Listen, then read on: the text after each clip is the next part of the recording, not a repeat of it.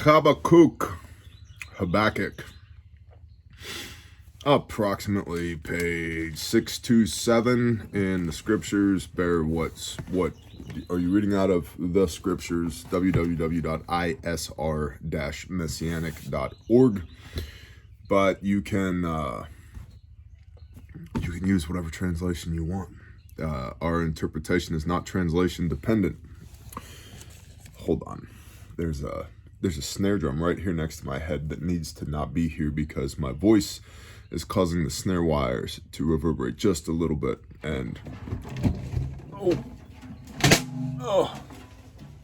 what is that? This is a Tama Babinga snare. It was given to me by somebody that we helped in Barnesville, Oklahoma, after a tornado there. One of the people we helped was a drummer, and he felt the need to give me that snare drum. I told him that I was not there to receive compensation. I was just there to help, and he insisted, and so he gave me that snare drum, and it needs to go to where my drums are, not out here in the team room.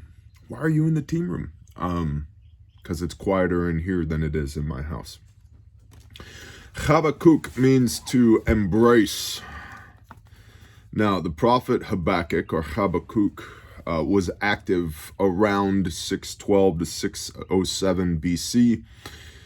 A contemporary of Jeremiah and Zephaniah.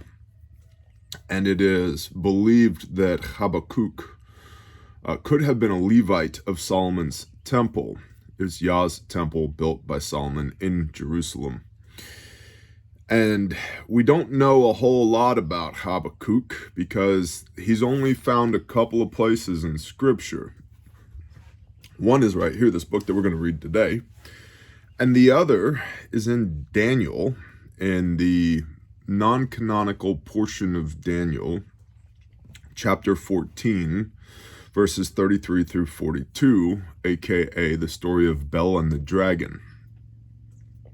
And fascinating little bit of scripture there in what is now considered to be the extra canonical texts. If you flip to the prophet Daniel in your Bible, you'll very likely not find a Daniel 14, which leads us to the discussion of extra canonical texts. Do I have one in here? No, that's a field manual. Joseph B. Lumpkin. The Lost Books of the Bible is the collection of extra canonical texts that I most refer to. And in there you'll find Bel and the Dragon, or you can just Google it. But there's this little story of Habakkuk and Bel and the Dragon, where Daniel, yet again, in the lion's den, and he doesn't know how he's going to not get eaten this time. And he cries out to Yahweh, the Lord, and says, "Hey, Dad, please don't let me get eaten by lions." I'm totally paraphrasing here, New Living Bear translation. And Habakkuk, the prophet Habakkuk, is up on the side of this mountain outside of Jerusalem. And an angel comes to him and says, "Habakkuk, what are you doing?" He says, "Bro, I'm making some stew for me and my homies, the other prophets." And he goes, "Awesome," and picks up the pot of stew in one hand and Habakkuk in the other, and flies them both to the lion's den, drops off the stew to Daniel so that Daniel doesn't get eaten by lions. In fact, becomes friends with the lions, and then flies Habakkuk back to the mountain, although deposits him on a different mountain. And the sages say, for what that's worth, is atop that mountain, the separate mountain, is where Habakkuk had the vantage point to write this that we're going to read right here. However, the timeline for that, dear sages, doesn't actually line up in my understanding, my interpretation. We're 5 minutes of preamble, and shall we read? Yes, we shall. The message which the prophet Habakkuk saw, and that's important, that he saw this, that was not written after the fact. Because we've talked about biblical scholars, more than 50% of biblical scholars don't actually believe in God, don't believe in the Bible. They just study it from a standpoint of historicity. And that's really dumb, if you ask me.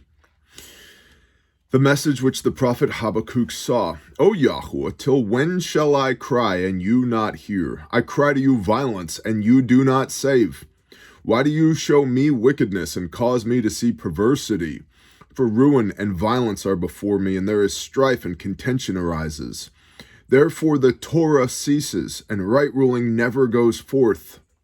For the wrong hem in the righteous, so that right ruling comes out twisted. Look among the nations and see, and be amazed. Be amazed, for a work is being wrought in your days, which you would not believe if it were told. See, this is Yahweh speaking, I am raising up the Kasdim, a bitter and hasty nation who is going through the breadth of the earth to possess dwelling places that are not theirs. They are frightening and fearsome, and their right ruling and their exaltation proceed from themselves. Their horses shall be swifter than leopards and more fierce than evening wolves, and their horsemen shall charge ahead, and their horsemen come from afar. They fly as the eagle, rushing to eat. All of them come for violence. The direction of their faces is like the east wind, and they gather captives like sand. And they scoff at kings, and princes are a laughing matter to them. They laugh at every stronghold, for they pile up earth and seize it. Then shall he pass on as a wind, and transgress and be guilty, and ascribe this power to his mighty one. Are you not from everlasting, O Yahweh, my Elohim, my set-apart one? You do not die. O Yahweh, you have appointed them for right ruling. O Rock, you have established them for reproof. You, whose eyes are too clean to see evil, you are not able to look on wrong. Why do you look on those who act treacherously? Keep silent when the wrong devours one more righteous than he. And would you make men like fish of the sea, like creeping creatures that have no ruler over them? The wicked foe has pulled all of them up with a hook, caught them in his net, and gathers them in his dragnet. Therefore he rejoices and exults. Therefore he slaughters to his net, not to Yahweh, and burns incense to his dragnet, for by them is his portion fat, and his food is rich. Is he therefore to keep on emptying his net and killing nations without sparing? All right. Threw my phone on the floor. That's all right. We won't be needing that anyway, probably. Habakkuk, chapter 1.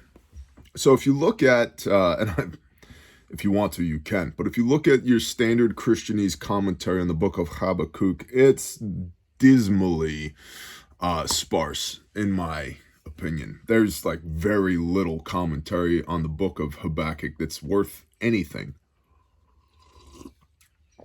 As far as further understanding, Habakkuk is typically praised as, the literary style, it's written in a chiasmus style. And Habakkuk is one of the few prophets, if any, where you see him openly questioning the works of God. Yeah. Okay. Except if you read your Bibles, you'll note that there's many prophets that openly question the works of God. Why are you doing this? Now, it is the glory of Elohim to hide a matter, and the glory of kings to seek it out, right? It sure is, Bear. All right, cool. So Habakkuk posits this question in Habakkuk chapter 1. Father Yah, why are you raising up the Kasdim? Knowing, and we'll see in the beginning of chapter 2, he's expecting to be reproved. The Father reproves and instructs those that he loves. So Habakkuk posits a question, and Yah answers him. And that is what we have here in the book of Habakkuk. Chapter 1, the positing of the question. Chapter 2, the answer from Elohim. Chapter 3, a song, a top 10 banger back in the day, written by Habakkuk. To the, who does he write it to? Sorry, guys. Why am I out here? Because that baby be acting crazy.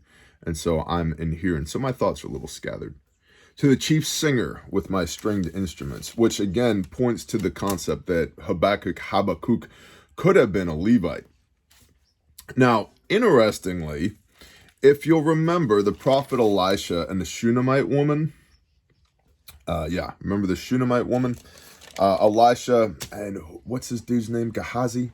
I think it was Gehazi. They're going back and forth around the area of Shunem, prophesying, doing prophet stuff.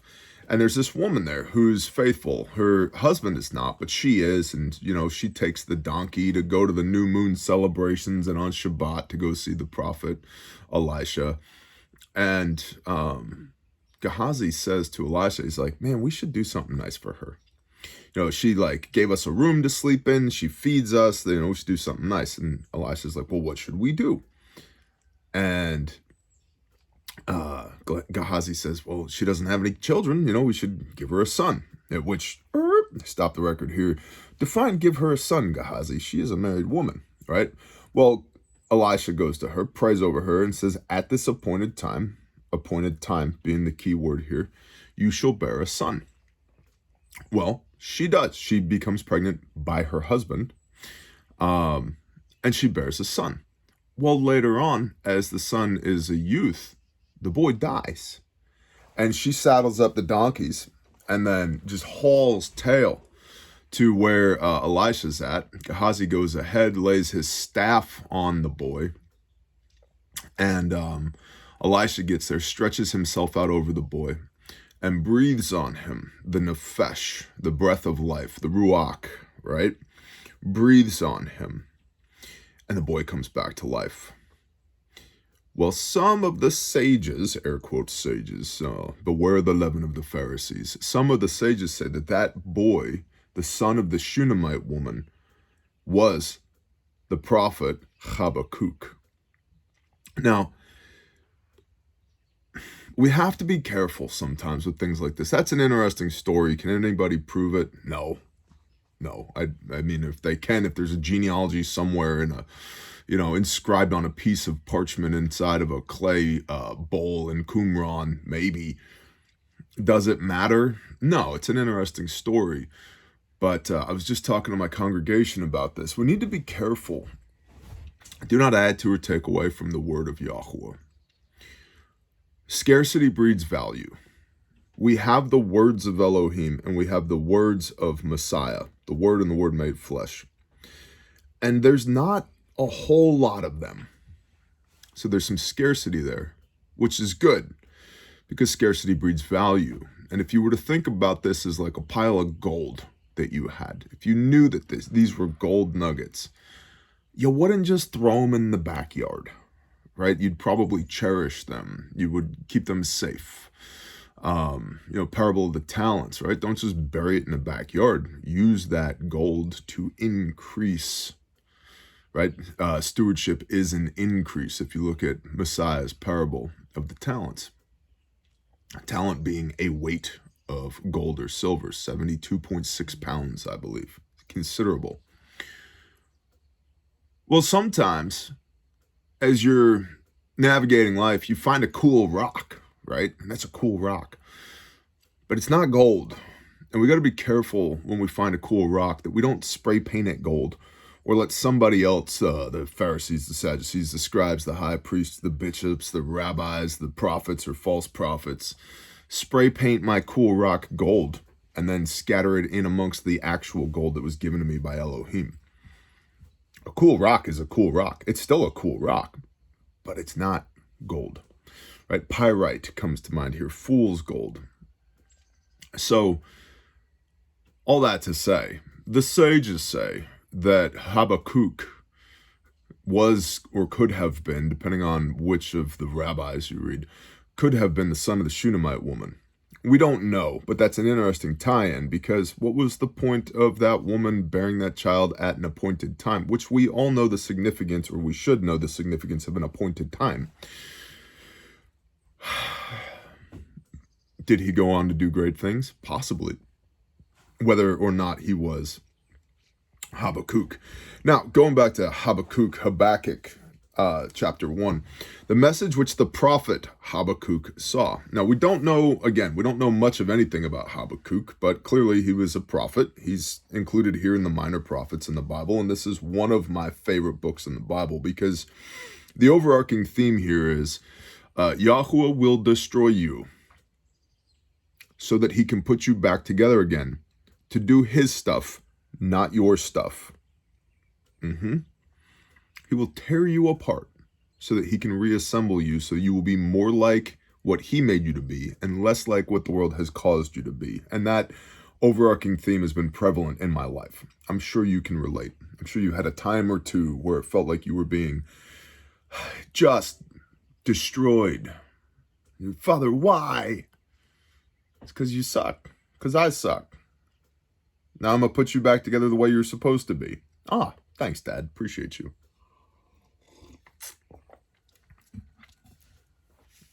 The prophet Habakkuk saw. So he had this vision. He didn't record it after these things came to pass. He saw them prophetically before they came to pass. O Yahweh, till when shall I cry and you not hear? I cry to you violence and you do not save. Hey, I'm calling this transgression to your attention. What are you going to do about it, Dad? If you are a righteous Elohim, and this is what Habakkuk is positing, if you're a righteous Elohim, why are you allowing these things to happen? You do not save. Why do you show me wickedness and cause me to see perversity? Whoa, you're Elohim. You're the creator of the universe. You have told me what is good and righteous and right. And yet, me, as a prophet of Elohim, I look and I see wickedness and perversity and violence and ruin. There is strife and contention arises. Bro, what is going on here? Therefore, the Torah ceases. I knew not sin but by the law, says Shaul of Tarsus, the Apostle Paul. Also, I've noticed several of y'all in the comments here lately going, we just have to throw Paul right out, right? Paul's an apostate, Paul's false teaching, blah. Listen, I think everybody, when they come to an understanding of the fullness of the word, goes through this period, whether it's short or protracted, of like, I don't know about this Apostle Paul guy. I'll give you this. No, we don't have to throw Paul out at all. We need to understand Paul. Shaul of Tarsus, the Apostle Paul, was a Pharisee of Pharisees of the tribe of Benjamin, of the house of Judah, trained up at the feet of Gamaliel. He knew the Torah inside and out, front and back, could literally recite it word for word. Paul teaches Torah in the epistles to kindergartners at a doctorate level. Paul never said, get rid of the Torah. Paul, in many cases, and he makes the point, the counterpoint, several supporting and several detracting points all at the same time. Look at the way the man writes. One chapter has 97 commas and 2 periods in it. Long, drawn-out thoughts. In some places where he's talking about Torah, which is law or instruction, he's talking about 5 different Torahs at the same time because the man was a genius. And so if you don't understand Paul, the problem is not with Paul. The problem is with us. Understand that there is a master who is teaching, and our level of understanding hasn't ascended to that level yet. That's why Peter says, hey man, Paul's hard to understand. That's not saying don't understand Paul. It's saying know that Paul is hard to understand. He's teaching at this level way up here, okay? Don't throw Paul out. You don't need to throw Paul out. You need to deepen your understanding of the Word and the Word made flesh. Therefore, the Torah ceases, and right ruling never goes forth. These people suck, Dad. For the wrong hem in the righteous, so that the right ruling comes out twisted. They don't even know how to render a judgment. Look among the nations and see, and be amazed. Be amazed, for a work is being wrought in your day, which you would not believe if I were to tell you. See, I'm raising up the Kasdim. Here we go. A bitter and hasty nation who's going through the breadth of the earth to possess dwelling places that are not theirs. Who are the Kasdim? Our father was a wandering Aramaean. Sorry, I'm getting a little advanced here. The caffeine's hitting, brah. The Kasdim, Kasdim, where did Avraham, Abraham come out of? Or if you're of the Muslim persuasion, Ibrahim. Bear, how could you? It's the same guy. We're all talking about the same guy. Are you a Muslim, Bear? No, not even a little bit. Are you a Jew? No, not even a little bit. I read this Bible, I do what it says. I'm washed by the blood of the Lamb, and I'm commanded to walk in his footsteps. 1 Peter 2:21, for this you were called, that Messiah, having suffered for your sins, that you would walk in his steps. I'm so Christian that Christians don't like me anymore. And I find myself not caring more and more. See, I'm raising up the Kasdim. Who are the Kasdim? Oh, the Chaldeans. Who's that? Oh, duh. The Babylonians. Yes, the same area today, we call it Iraq. Yeah, we fought a little war over there a couple times. You might be familiar with it. Basically, find the nation state of Israel on a map and go east until you hit desolation. Yeah, that area, the Kasdim. Now, notice this word Kasdim. We brought up the prophet Daniel earlier, and you may have noticed last week there should have been a Bible video, but there wasn't. We skipped a week. It's because as many times as I've read the book Habakkuk, there was something just itching at me. I couldn't put my finger on it. So I've been studying this book for 2 weeks, and I even told my wife, I said, there's more here. There's more here than what all the commentaries are saying. There's more here than what I can ascertain right now. And so I've been reading this book, praying over this book. Father, show me by your Ruach HaKodesh, your Holy Spirit, what I'm supposed to see here. The Kasdim. Where else have we seen that word? The prophet Daniel.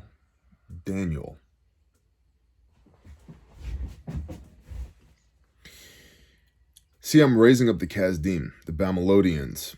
Now, this period of time that we find ourselves in right now, again, Habakkuk was active, prophesying, we believe, contemporary of Jeremiah and Zephaniah, 612 to 607 BC.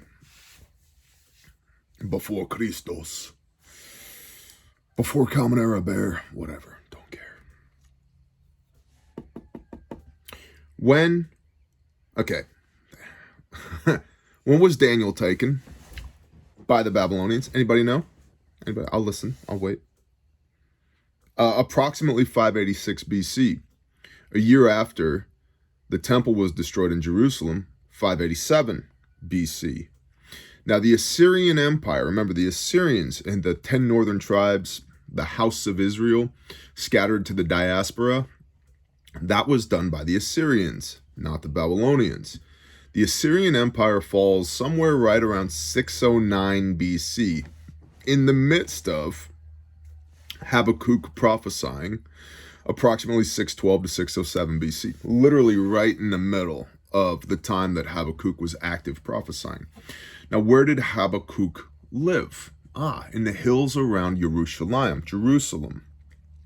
So, he was able to observe the Assyrians coming into the 10 northern tribes, displacing, scattering the house of Israel, and then advancing just to the doorstep of Judea, the house of Judah.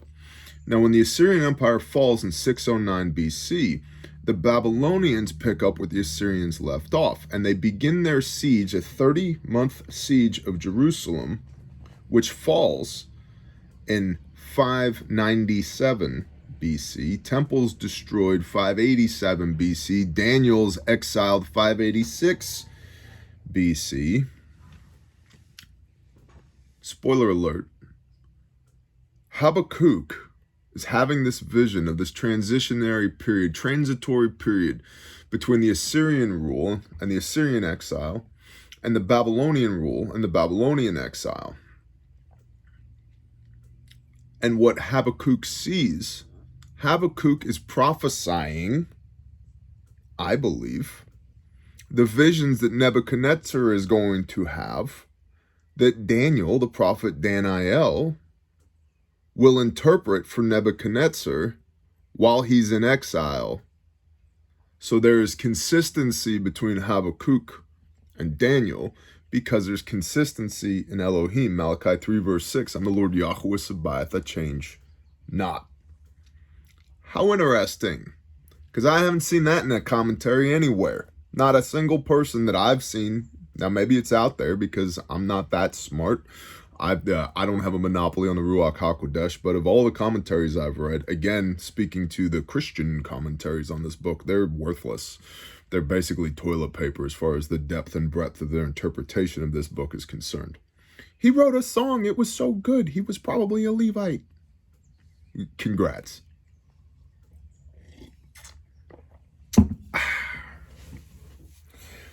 See, I'm raising up the Kasdim, Babylonians. The Kasdim, the Babylonians, replaced the Assyrians. A bitter and hasty nation who's going through the breadth of the earth. They're going to go even further than the Assyrians did, to possess dwelling places that are not theirs. Dwelling places. What is the dwelling place of Elohim? Yerushalayim, Jerusalem. What's there? The temple that Solomon built that was destroyed in 587. By who? The Kasdim, the Babylonians. Now remember, this was written in 612 BC, before that happened. So this is a vision of prophecy that Habakkuk had, that did come to pass. They are frightening and fearsome, and their right ruling and their exaltation proceed from themselves. They don't recognize Elohim. Wow, whiskers are out of control today. Their horses shall be swifter than leopards, more fierce than evening wolves, and their horsemen shall charge ahead, and their horsemen come from afar.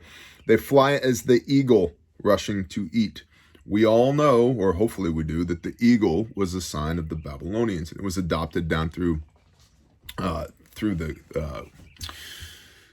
Greece, and then the Romans, and then today we see America adopting the eagle as its symbol, national symbol. America's mystery Babylon bear.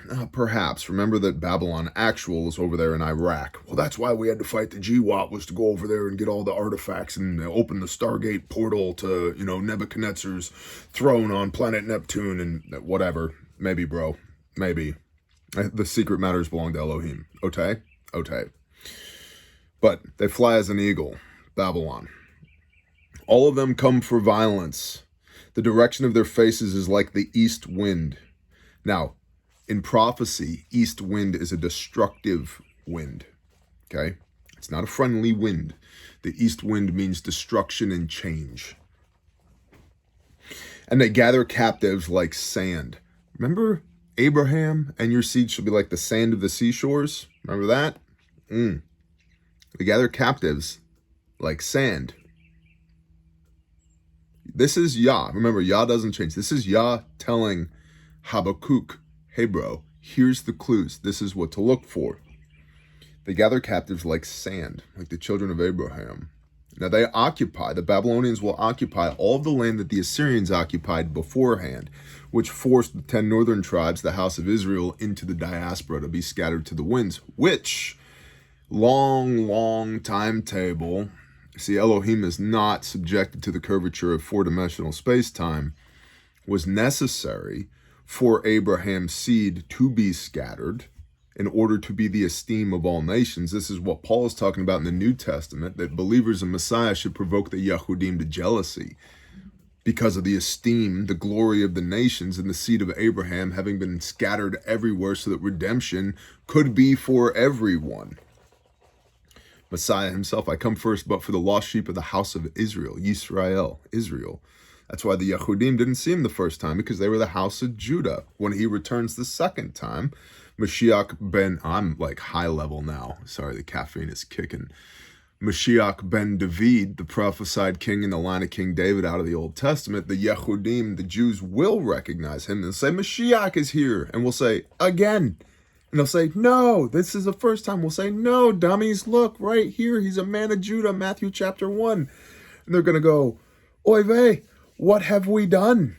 And we say, yeah, we've been telling you this for 2,000 years. But you had to give him up. You had to trade him for Barabbas under the tutelage of Pontius Pilate so that he could be crucified, give himself up freely to atone for the sins of man so that you could come back in the house in the first place. And then there will be weeping and gnashing of teeth, and every knee shall bow and every tongue shall confess. So the Assyrians had to scatter the seed of Abraham, the sands of the sea, and they gather captives like sand. And they scoff at sovereigns, at kings. They don't care. No, oh, that's cute, you're a king. And princes are a laughing matter to them. Ha. because they were a world superpower, the Babylonians. They laugh at every stronghold, for they pile up earth, siege works, and seize it, and they do. They besiege Jerusalem. All this is prophecy. Then shall he pass on as a wind. Who is he? Nebuchadnezzar of the Chasdim, and transgress and be guilty and ascribe this power, the power that was ordained from Yahweh Elohim to come and judge the house of Judah and the Babylonian exile, because they weren't keeping the Torah, because of the complaints that Habakkuk has here at the beginning. Therefore, the Torah ceases and right ruling never goes forth. Yeah, Yah says, I will schwack your pee-pee because you didn't observe the Shemitah year and the Jubilee year, and you have not redeemed the captives. You've not settled your debts. You have an unequal weight and measure, all of which are an abomination to Yahweh. Okay, I'll send the Babylonians. I told you to clean your room. You didn't clean your room. I told you for 70 years to clean your room, and you didn't clean your room. Watch this. You're now grounded, son. You're going to go stand in the corner, a.k.a. Babylonian exile. Then shall he pass on as a wind, and transgress and be guilty, and ascribe this power to his mighty one. Nebuchadnezzar will say, I did this. Now Daniel will reprove and instruct him and say, you did not do this. Elohim did this. You were used by Elohim to do this as judgment for Elohim's people.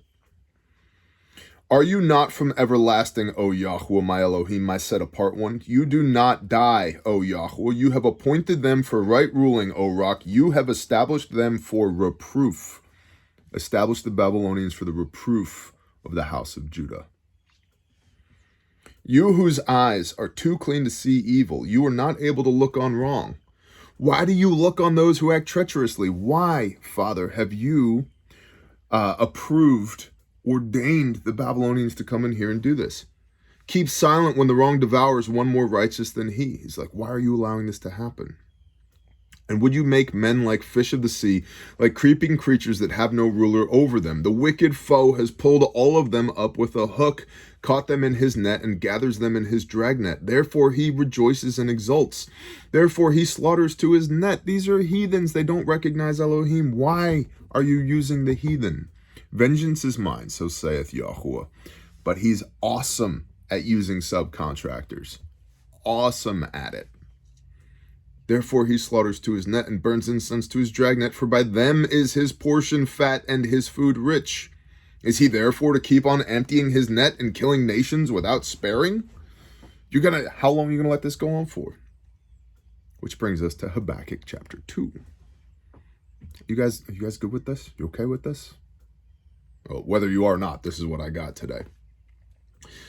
Habakkuk chapter 2. I stand at my watch and station myself on the watchtower and wait to see what he, Yahweh, says to me and what to answer when I am reproved. Shall we read all this and come back? Yes, we'll read all this and come back. And Yahweh answered me and said, write the vision and inscribe it on tablets so that he who reads it runs. For the vision is yet for an appointed time, and it speaks of the end and does not lie. If it lingers, wait for it shall certainly come. It shall not delay. See, he whose being is not upright in him is puffed up, but the righteous one lives by his steadfastness.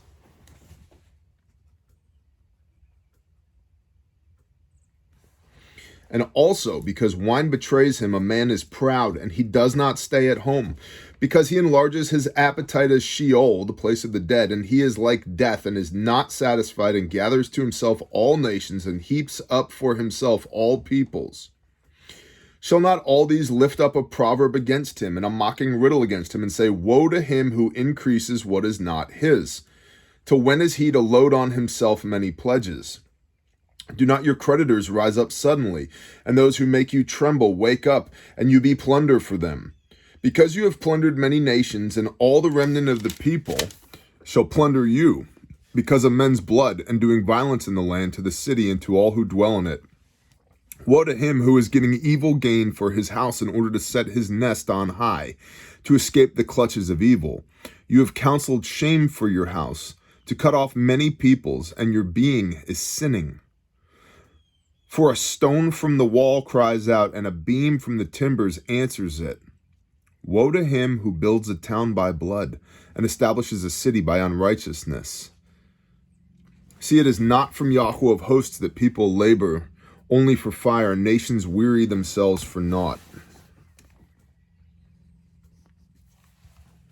For the earth shall be filled with the knowledge of the esteem of Yahweh as the waters cover the sea. Woe to him who gives drink to his neighbor, pouring out your wineskin and also making him drunk in order to look on their nakedness. You shall be filled with shame instead of esteem. Drink, you too, and be exposed as uncircumcised. The cup of the right hand of Yahweh shall come around to you. The cup of the what? The right hand of Yahweh shall come around to you, and great shame upon your esteem. For the violence done to Lebanon is to overwhelm you, and the ravaging of beasts by which you made them afraid because of men's blood, and the violence to the land, to the city, and to all who dwell in it. Of what use shall a carved image be? For its maker has carved it, a molded image and teacher of falsehood. For the maker trusts what he has made, to make dumb idols. Woe to him who says to wood, awake, and to stone, silent stone, arise. Is it a teacher? See, it is overlaid with gold and silver, and there's no spirit at all inside it, but Yahweh in his set-apart Hekal, his temple. Let all the earth be silent before him.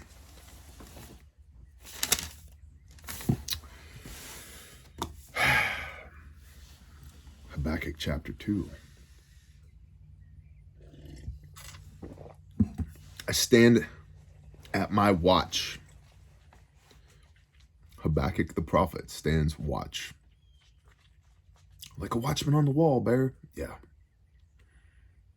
But it's not just a saying. Messiah says, no man knows the day or the hour, therefore wait and be watchful. Keep your eyes peeled, homies. And station myself on the watchtower and wait to see what he, Yahweh, says to me, and what to answer when I am reproved.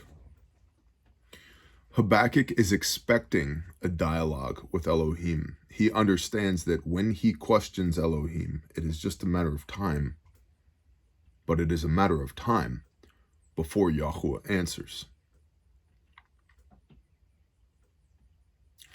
And Yahweh does. And Habakkuk expects to be reproved for questioning Elohim. And he is. And so it's almost as if he's willing to accept the weight of reproof in order to posit the inquiry to Yahweh. He knows that asking the question is going to have a consequence, and he waits for the reproof. He waits for the reproof. We are so freaking needy in our prayer life. Father, please today give me this and give me that and give me. Let us hear the conclusion of the matter. Serve Yahweh and keep his commands, for this applies to all mankind. Ecclesiastes 12, verses 13 and 14. Serve Yahweh, not Yahweh serve you. Father, gimme. The fact that you exist is proof of Yah's will. This is why Messiah is like, the birds of the field have food and a place to sleep. What are you worried about? He knows how many hairs are on your head, and you don't. Shut up.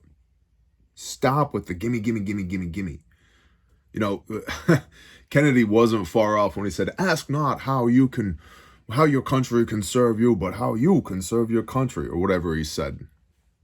How do you serve Elohim? Not the other way around.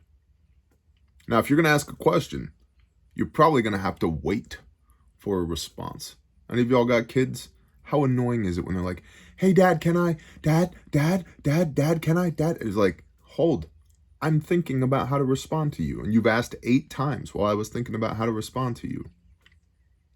And that's here on earth as an earthly father. wait on Yah. Abraham waited 24 years. He was 75 when Yah first appeared to him. He was 99 when Yah appeared to him the second time. 24 years. And you know what you don't have in between those 24 years is a whole bunch of recorded incidents of Abraham complaining. Hey dad, I've been asking, when are you going to, Dad, I know you're going to do something, but wait. And wait to see what he says to me and what to answer when I am reproved. Expect the reproof. And Yahweh answered me and said, and see, Yahweh did answer and said, write the vision, write this down and inscribe it on tablets. So he who reads it runs. This is important. For the vision is yet for an appointed time. And this was one of those things that just jumped out at me. Like the Kasdim and dwelling places and pile up the earth jumped out at me when I was first reading this in preparation to be able to read it on camera with y'all. Saying there's more here. For this vision, 2 verse 3, is yet for an appointed time. Now we know what appointed times are. They are Leviticus 23, and these are the appointed times of Yahweh your Elohim. Shabbat first, and then the spring feasts, Pesach, Passover, unleavened bread, and first fruits, and then Shavuot, and then the fall feasts, Yom Kippur, trumpets, atonement, Sukkot, the 7 feasts of the Lord, Yahweh your Elohim. 8 with the weekly Shabbat. These are the appointed times. What does 8, by the way, what does 8 represent in biblical numerics? Not numerology, not gematria, numerics. Eternity. Even the Moedim are eternal. Messiah himself at the Last Supper, which was the Passover, says, I can't wait to do this in the kingdom with y'all. I cannot wait. This is going to be awesome.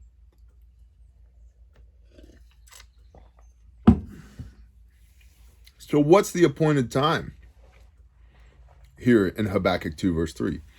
For the vision is yet for an appointed time, and it speaks of the end and does not lie. If it lingers, wait for it, for it shall certainly come and it shall not delay. I've been racking my brain over this for a couple of weeks.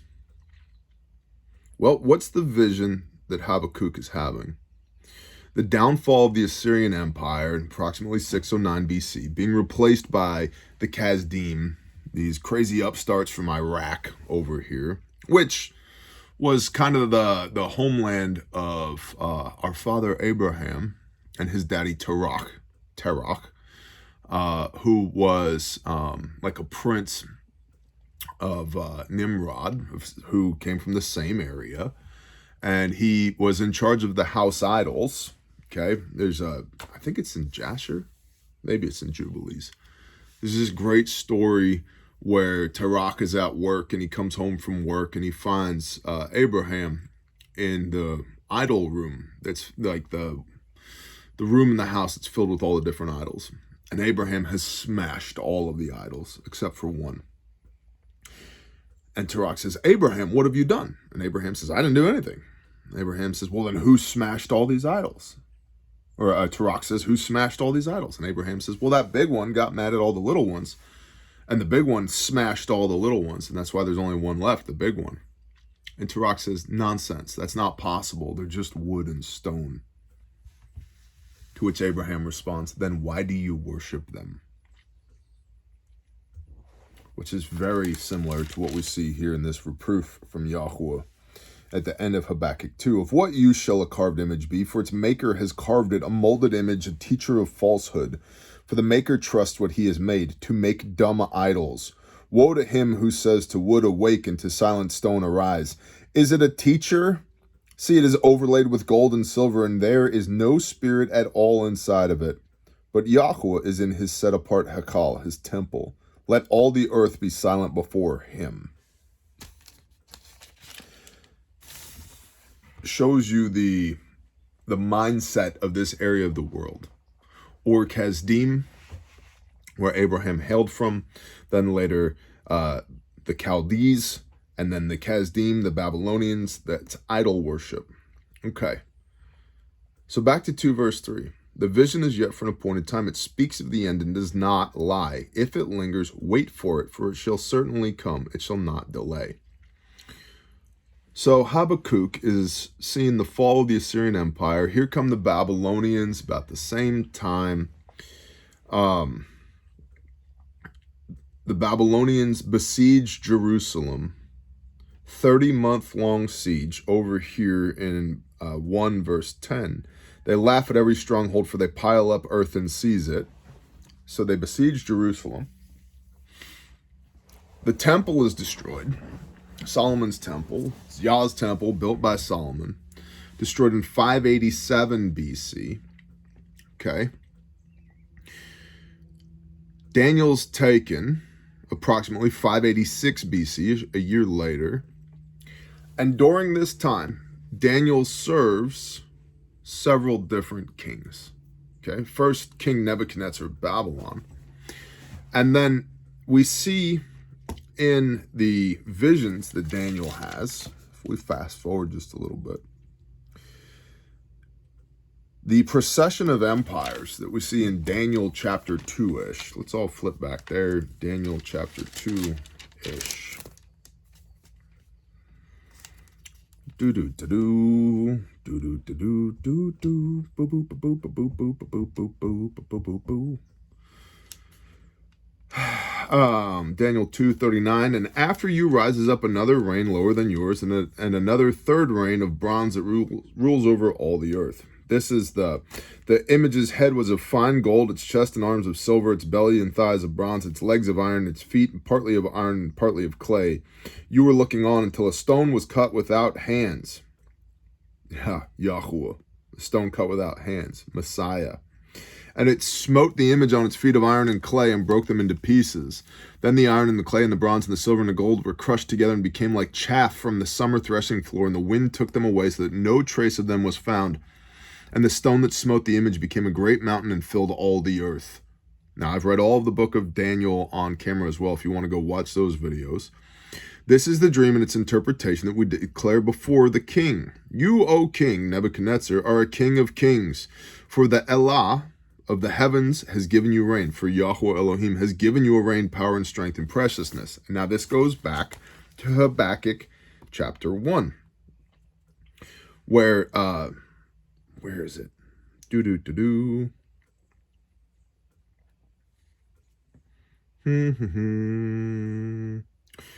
idea that Nebuchadnezzar, verse 11, then shall he pass on as a wind and transgress and be guilty and ascribe this power to his mighty one. So Nebuchadnezzar is going to think that he did this and empowered by his false gods.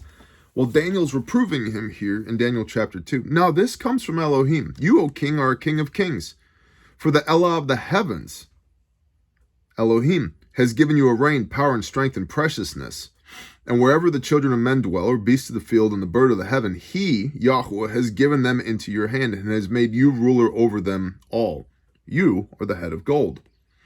And after you rises up another reign lower than yours, and another third reign of bronze that rules over all the earth. So the silver is the Medo-Persian Empire, the bronze are the Greeks, and the iron is Rome. Okay? So the Medo-Persian Empire, hang with me here, that comes after the Babylonians, Cyrus the Great ends the Babylonian captivity for the Yehudim, 538 BC-ish. The second temple is rebuilt by our boy Nehemiah, remember him? 521 to 516 BC. So, for an appointed time, Habakkuk 2 verse 3, for the vision is yet for an appointed time, and it speaks of the end of the exile, and it does not lie. If it lingers, wait for it shall certainly come, it shall not delay. 70 years they were exiled. But if we look at from 516 BC, when the temple is rededicated, to Daniel taken in 586 BC, we got 70 years there. But hold on, the temple was destroyed in 587. If it lingers, wait for it for it shall certainly come, it shall not delay. So the second temple period, Nehemiah begins rebuilding this temple. Nehemiah and his homies, there's a bunch of people involved in this. 521 BC, completed in 516 BC, and rededicated when? When was it rededicated? For the vision is yet for an appointed time, and it speaks of the end. Well, turns out we all have a Bible, right? We all know how to flip. If we go to Nehemiah chapter 8, approximately page 837 in the scriptures. And when the 7th new moon came, the children of Israel were in their cities, and all the people gathered together as one man in the open space that was in front of the water gate, and they spoke to Ezra the scribe to bring the book of the Torah of Moshe, which Yahweh had commanded Israel. The 7th new moon. What happens in the 7th new moon? It caused them to read and understand. And Nehemiah, who was governor, and Ezra the priest, and the scribe, and the Levites, who taught the people, said to all the people, this day is set apart to Yahweh your Elohim. Do not mourn or weep, for all the people wept when they heard the words of the Torah. Then he said to them, go, eat the fat, drink the sweet, send the portions to those for whom none is prepared, for this day is set apart to Yahweh. Do not be sad, for the joy of Yahweh is your strength. The 24th day of the new moon, the children of Israel, verse 9, were assembled with fasting, and in sackcloth, and earth was on them. Why are they fasting? Why are they fasting in the 7th month? Nehemiah chapter 8. Where do we find appointed times? Levi 23. Levi, as the Jews like to call him. Levi. Where are you, Levi? My fingers, they're not working. Leviticus 23.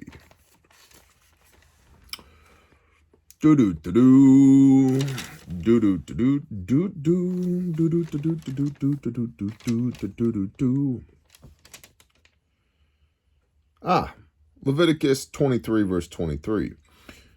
And Yahweh spoke to Moshe, saying, speak to the children of Israel, saying, in the 7th new moon, on the first day of the new moon, you have a rest, a remembrance of Teruah, trumpets, a set-apart gathering. You do no servile work, you shall bring an offering made by fire to Yahweh. And Yahweh spoke to Moshe, saying, on the 10th day of the 7th new moon is Yom HaKippurim. It shall be a set-apart gathering to you. You shall afflict your beings, and you shall bring an offering made by fire to Yahweh. You do no work on that same day, for it is Yom HaKippurim, to make atonement for you before Yahweh your Elohim. For any being who is not afflicted on that same day, he shall be cut off from his people. And any being who does work on that day, that being I shall destroy from the midst of the people. You do no work, a law forever, throughout your generations in all your dwellings.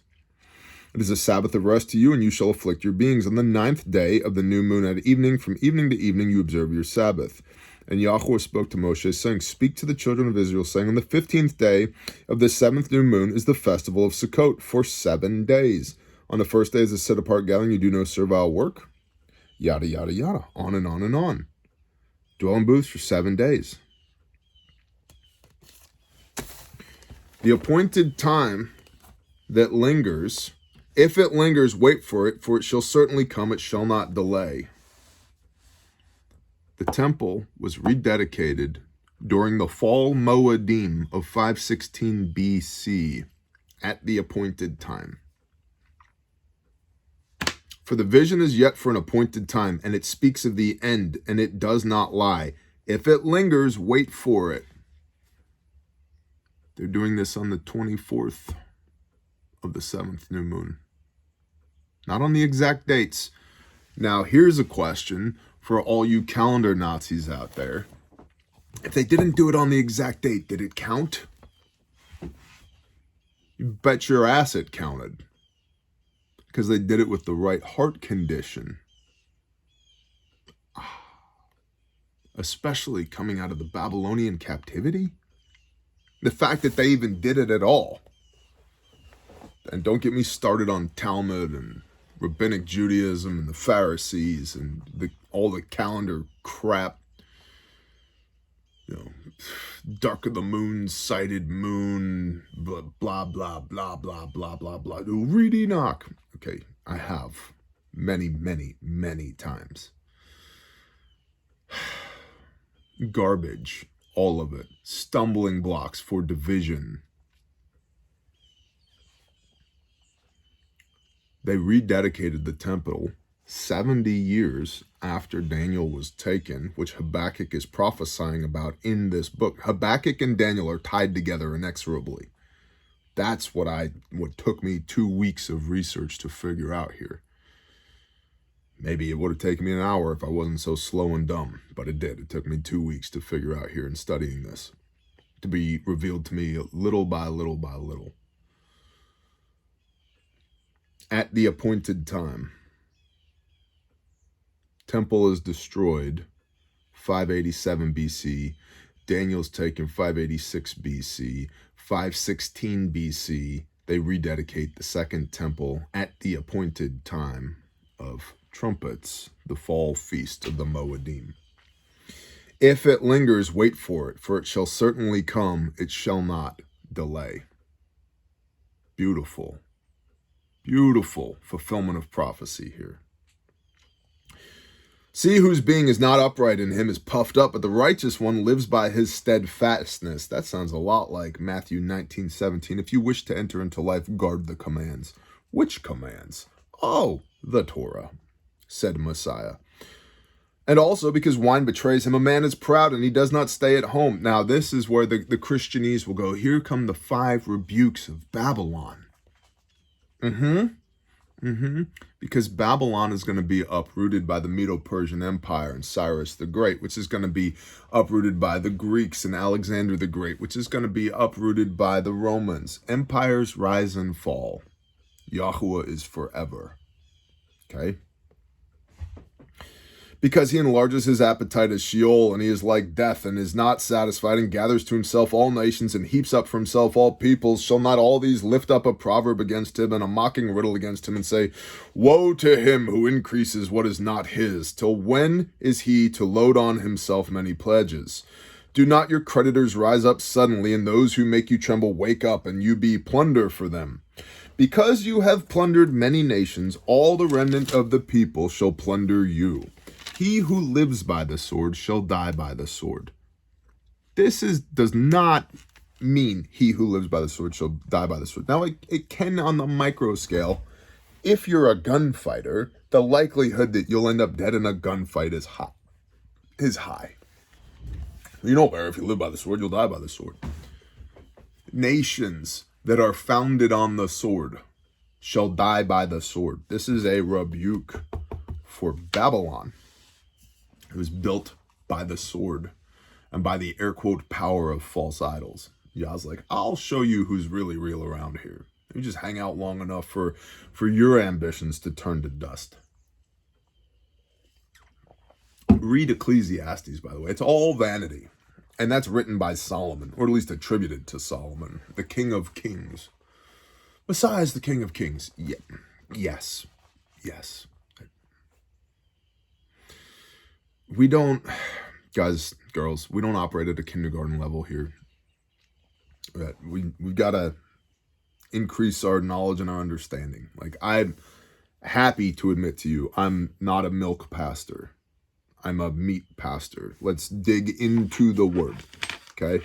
Because literally, hold up, Messiah is the King of Kings. Yes, but also, doesn't Daniel right here in chapter 2 of Daniel tell Nebuchadnezzar, you are a King of Kings? Well, how could that possibly be possible? Possibly. Multiple things can be true at the same time, or at different times. When Messiah returns, he is the King of Kings and Lord of Lords. He is the de facto ruler of all of the earth. Until such a time as that occurs, other people have been called the King of Kings. Did you know that Cyrus was referred to as a Mashiach, a Messiah, because that means anointed one, by Yahweh? What? I thought Jesus is Messiah. Yes, but Messiah means anointed one. And Cyrus is the one who, of the Persians, the Medo-Persian Empire, allows Nehemiah and his homies to return to rebuild the temple. And it's referred to as a Mashiach in the Bible. And he's some Persian guy. Whoa. Yeah, whoa. I'm not saying Cyrus was the Messiah. The Messiah. It's just like Judgment Day and Judgment. Oh, judgment's coming to America, so it must be the book of Revelation. No, it's judgment, not necessarily Judgment Day. Okay? But we don't find America in the book of Revelation. Maybe on the wings of an eagle, but 100%. Yup.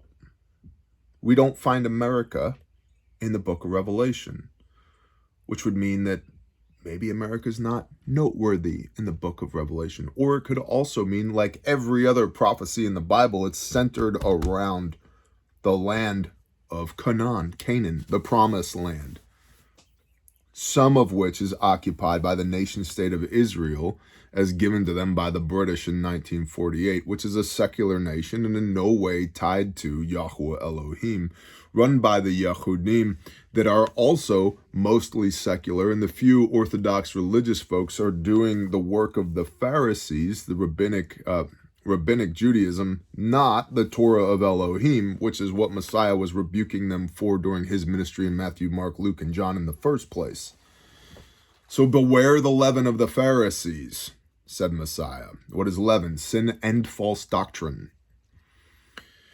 So yeah, you don't see America in end times prophecy, which means either America doesn't exist now, we're wiped out, Babylon has fallen in an hour, it must be a nuclear war, we're taken off the world stage, we're not relevant to the book of Revelation, or the judgment that is likely to come upon America in the near term because, I don't know, for one, we systematically murder the unborn, which should make everybody puke in their mouth and be furious at the same time.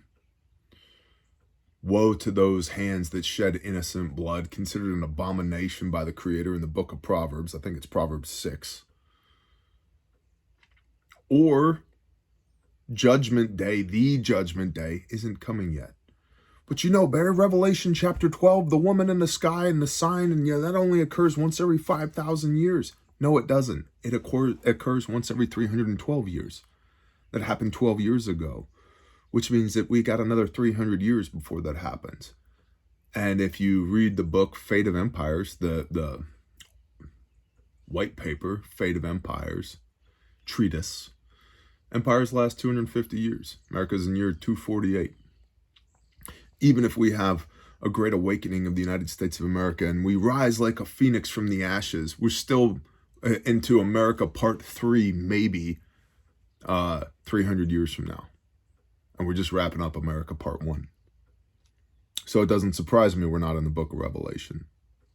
And just because empires fall, the Roman Empire fell, there's still Romans. They're still over there. They're still alive. You could still go there and get a slice of focaccia bread if you want.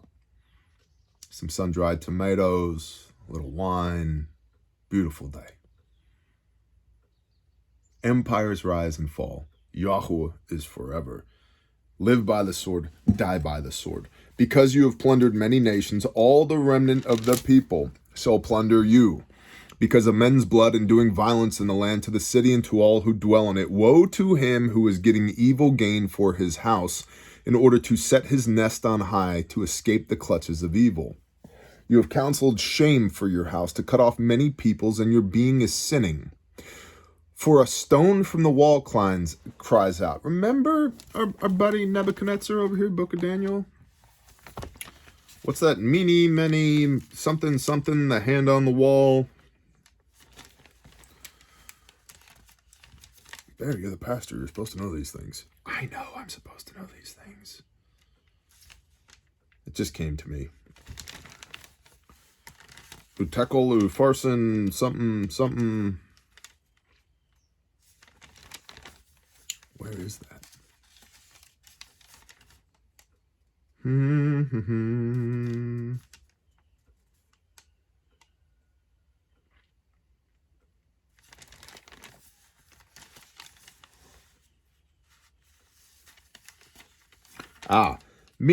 Mini, Tekel Ufharshen.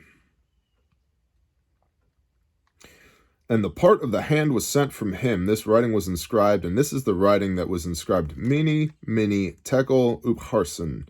This was the interpretation of each word. Mini, Elah, Elohim has numbered your reign and put an end to it. Tekel, you have been weighed on the scales and found lacking. Perez, your reign has been divided and given to the Medes and the Persians. Then Belteshazzar, Daniel, gave orders, and they robed Daniel in purple. Or no, Belteshazzar was the king, but Daniel was also Belteshazzar. Weird Babylonian stuff going on here. Robed Daniel in purple and put a chain of gold around his neck, and they proclaimed concerning him that he is the third ruler in the reign. In that night, Belteshazzar, king of the Kasdim, was killed. Of the who? The Kasdim, the Babylonians. And Dariawesh, the Mede, the Medo-Persian Empire, the Mede took over the reign, being about 62 years old. Yeah. Back to Habakkuk. For a stone from the wall cries out, and a beam from the timbers answers it. Woe to him who builds a town by blood and establishes a city by unrighteousness. See, it is not from Yahweh of hosts that people labor only for fire, and nations weary themselves for naught. For the earth shall be filled with the knowledge of the esteem of Yahweh as the waters cover the sea. Woe to him who gives drink to his neighbor, pouring out your wineskin and also making him drunk in order to look on their nakedness. You shall be filled with shame instead of esteem. Drink, you too, and be exposed as uncircumcised. The cup of the right hand of Yahweh shall come around to you in great shame upon your esteem. The right hand of Yahweh. Who's that? Yod? Yeshua? Remember when Yeshua comes around in the book of Revelation to tread the winepress of fierceness and wrath of El Shaddai, to drink of the cup of his wrath? For violence done to Lebanon is to overwhelm you, and the ravaging of beasts by which you made them afraid, because of men's blood and the violence to the land, to the city and to all who dwell in it. Of what use shall a carved image be? You should be filled with shame instead of esteem. Remember the exile of Nebuchadnezzar in Daniel chapter 4 as well. Those tie together as well.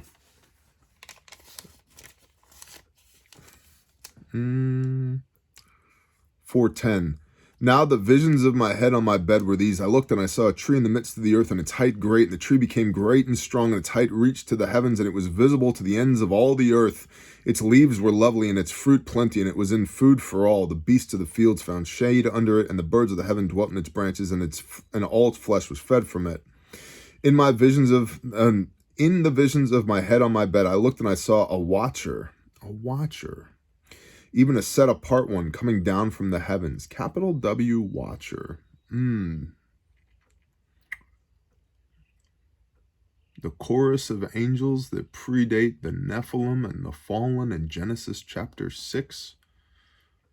No, it can't be that. Oh, well, Ephesians, we fight not against flesh and blood, but against nations and principalities and spiritual wickedness in high places. Oh, well, maybe it could be that. He cried aloud and said this, hew down the tree and cut off its branches, strip off its leaves and scatter its fruit. Let the beasts flee from under it and the birds in its branches, but leave the stump and the roots. 27. Therefore, O king, let my counsel be acceptable to you, and break off your sins by righteousness and your crookedness by showing favor to the poor, your prosperity might be extended. All this came upon King Nebuchadnezzar. At the end of the 12 months, he was walking about his palace in the reign of Babel, and the king spoke and said, it is not this great Babel which I built myself for the house of the reign, that by the might of my power and for the esteem of my splendor. And the word was still in the king's mouth when a voice fell from the heavens, King Nebuchadnezzar, to you it is spoken, the reign has been taken away from you, and you are driven away from men, and your dwelling is to be with the beasts of the field. Nebuchadnezzar was exiled. Over here, Habakkuk 2:16, you shall be filled with shame instead of esteem. Drink you too and be exposed as uncircumcised. The cup of the right hand of Yahweh shall come around to you, and great shame upon your esteem. For the violence done to Lebanon is to overwhelm you. Of what use shall a carved image be, for its maker has carved it? Daniel 2, the procession of empires. The head of gold, the arms and shoulders of silver, the belly of bronze, the legs of iron, the feet of iron and clay. The procession of empires in Daniel 2. Of what use shall a carved image be? Nations rise and fall, Yahweh is forever, and he ordains the rising and falling of these nations. And even the whole point of Habakkuk is even wicked nations can be used to accomplish the will of Elohim. And in fact, some of them are brought up to the forefront to accomplish the will of Elohim, which is judgment, because his people did not pay attention to his law, his rules, his words, his word made flesh, his prophets, his will, his Ruach HaKodesh. No, they did their stuff instead of Yah's stuff. The whole point of the book of Habakkuk is, I will destroy you, to break you into your constituent pieces, to get your attention so there's nothing left but you and Yahweh, so that he can put you back together again the way you were supposed to be in the first place.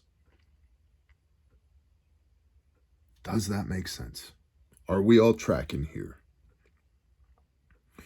Woe to him who says to wood, awake, to silent stone, arise. Is it a teacher? See, is it overlaid with gold and silver, but there's no spirit at all inside of it. But Yahweh in his set-apart temple, let all the earth be silent before him. And then chapter 3. A little poem, a little song here from Habakkuk, the potential Levite, the potential son of the Shunammite woman, potential contemporary of Jeremiah and Zephaniah, written in 612 to 607 BC, during the time of the decline of the Assyrian Empire and the rise of the Babylonian Empire, just before Jerusalem is sieged in 597 BC, temples destroyed in 587 BC, Daniel taken in 586 BC, and then the second temple dedicated in 516 BC. Minor prophet, huh? Minor. Just little stuff going on over here. This Habakkuk guy. A prayer of Habakkuk the prophet on Shigionoth. Shigionot. I don't know what that word means. O Yahweh, I have heard your report. I was afraid. O Yahweh, renew your work in the midst of the years. Make it known in the midst of years. In wrath, remember compassion. Praise Yah, yes. As you tear us apart, be gentle, so that there's something left to put together again. Eloah comes from Teman, and the set-apart one from Mount Paran, Selah. His splendor shall cover the heavens, and his praise shall fill the earth, and the brightness is as the light he has raised from his hand, and there his power is hidden. Before him goes pestilence, and a burning flame goes forth at his feet. He shall stand and measure the earth. Sounds a lot like Ezekiel, sounds a lot like Revelation here. He shall look and shake the nations, and the ancient mountains are shattered. Matthew 24. The age-old hills shall bow. His ways are everlasting. His ways are everlasting. I'm the Lord Yahweh Sabaoth. I change not. What was nailed to the cross? Was done away with. Well, because of Jesus, his ways are everlasting. I saw the tents of Cushan under sorrow. The curtains of the land of Midian tremble. Shall Yahweh burn against the rivers? Is your displeasure against the rivers? Is your wrath against the sea, that you ride on your horses, your chariots of deliverance? You uncover your bow, the oaths of the rod of the word. Sounds a lot like Revelation judgment here. Selah. You cut through the earth with rivers. The mountains shall see you. They tremble. The storm of water shall pass over. The deep shall give forth its voice. It shall lift up its hands. Sun and moon shall stand still in their places. Like Joshua. Like light your arrows fly, like lightning is your glittering spear. You step through the earth in rage. You thresh the nations in wrath, separating the wheat from the chaff. You shall go forth to save your people, to save your anointed. How do we know who his people are? Behold, I come swiftly to reward each man according to his works. You shall know them by their fruits. What do? See, Judah here, the house of Judah, is being destroyed as the Babylonians take over for the Assyrians in the time of Habakkuk. And they claim to love Elohim, but they didn't do what they were told to do. And so they got schwacked. You shall go forth to save your people, to save your anointed. There's always a remnant. There's always a group of people that are trying to love the Lord their God, Yahweh their Elohim, with all of their heart, with all of their soul, with all of their mind, with all of their strength, and love their neighbor as themselves. On this hangs all the Torah and the prophets. Matthew 22:36. You shall smite the head from the house of the wrong by laying bare from foundation to neck. Selah. You shall pierce with his own arrows the head of his leaders. God is love. Yeah, well, sometimes the way that love is manifested looks a little bit different than what your sop and wet P-word pastor likes to talk about on Sunday morning. You shall pierce his own arrows, with his own arrows, the head of his leaders. Ew. They stormed along to scatter me, rejoicing as if to devour the poor in secret. You shall tread the sea with your horses, the foaming of many waters. I heard, and my body trembled. My lips quivered at the sound. Rottenness came into my bones, and I trembled within myself, that I might rest for the day of distress to come upon the people who would attack us. Though the fig tree, always indicative of prophecy, does not blossom, and there is no fruit on the vine. John 15:5, I'm the vine and you're the branches, says Messiah. The yield of the olive, the anointing, provision, protection, blessing from Most High, has failed. And the fields brought forth no food, famine. The flock has been cut off from the fold, and there is no herd in the stalls. Things are terrible. Yet I exult in Yahuwah. I rejoice in the Elohim of my deliverance. Yahuwah the Master is my strength, and he makes my feet like those of deer, and he makes me walk on high places. To the chief singer with my stringed instruments. That is Habakkuk 1, 2, and 3. Thank you all for being along for the ride. We will do Zephaniah next. When? I don't know. As the Spirit moves. As long as there's no more tornadoes or sleepless nights or pedophiles to arrest and children to rescue, should be on track as far as our schedule is concerned. But I think it's better to take a week without a video so that we have a good video when one is produced than to stick to your regularly scheduled programming and end up producing something that is subpar. But as always, I appreciate your support. I appreciate your kind words. I appreciate your prayers. I appreciate you reading this word together with us. We have not that much left to read. We have this left to read together. All the rest of it we have read together. All of the New Testament on camera, Matthew 1 through Revelation 22. All of the Old Testament from Genesis chapter 1 now through Habakkuk. Very little left. Praise Yah. All of the Torah portions on Patreon. We've got Chronicles. 1st and 2nd Chronicles, which is a lot. We've got Nehemiah. We've got Ezra. Ecclesiastes. We've got Proverbs and the Psalms. Lamentations written by Jeremiah. We've got Ruth, Song of Songs. That's a fun one to have your child read. Job. We've got all of Job to read together. Like I said, Proverbs and Psalms. And Zephaniah, Zechariah. That's what we have left. Yah's will be done. Thank you again. Y'all have a blessed day. Shalom.